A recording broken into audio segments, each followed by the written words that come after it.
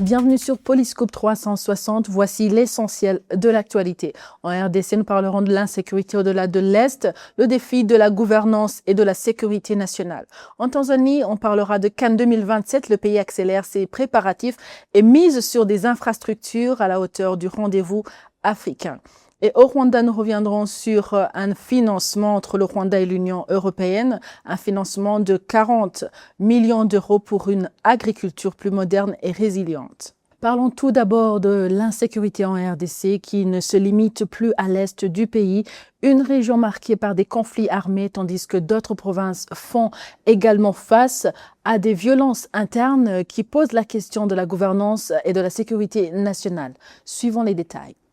À Mitwaba, dans la province du Haut-Katanga, les forces armées de la RDC, FRDC, ont récemment été attaquées par une milice locale, rappelant que les problèmes de sécurité en RDC dépassent les seules zones de conflit de l'Est. Cet incident relance le débat sur les causes profondes de l'insécurité dans le pays, notamment les questions liées à la gouvernance et à la gestion des groupes armés.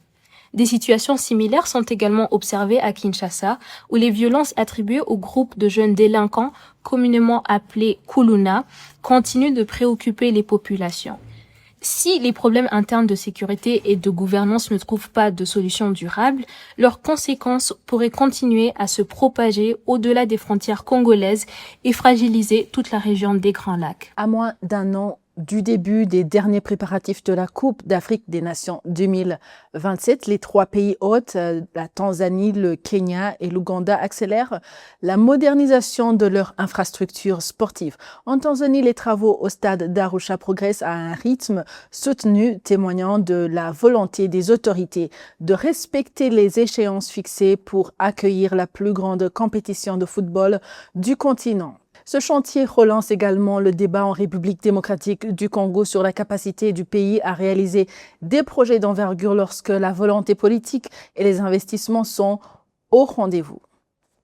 Nous rappelons que la Coupe d'Afrique des Nations Cannes 2027 se tiendra du 19 juin au 17 juillet 2027 et sera organisée conjointement par le Kenya, la Tanzanie et l'Ouganda. Il s'agira de la première Cannes de l'histoire co-organisée par trois pays. Parlons à présent du gouvernement rwandais à travers le ministère des Finances et de la Planification économique et l'Union européenne qui ont conclu ce 4 août un accord de financement d'un montant de 40 millions d'euros, soit environ 67 milliards de francs rwandais. Ce financement vise à soutenir les efforts du Rwanda pour faire évaluer son secteur agricole vers un modèle plus résilient face au changement climatique tout en favorisant l'inclusion et la modernisation.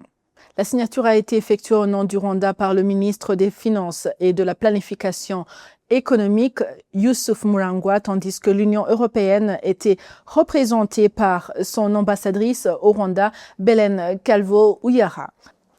Appelé Hangaribihe, qui signifie transformation agricole inclusive et intelligente face au climat au Rwanda, ce programme s'étendra sur une période de 5 ans. Il comprend un appui budgétaire de 36 millions d'euros destiné à renforcer les priorités nationales dans les domaines de l'agriculture et de l'environnement, ainsi qu'un financement complémentaire de 4 millions d'euros consacré à l'assistance technique, au renforcement des capacités et à la réalisation d'études.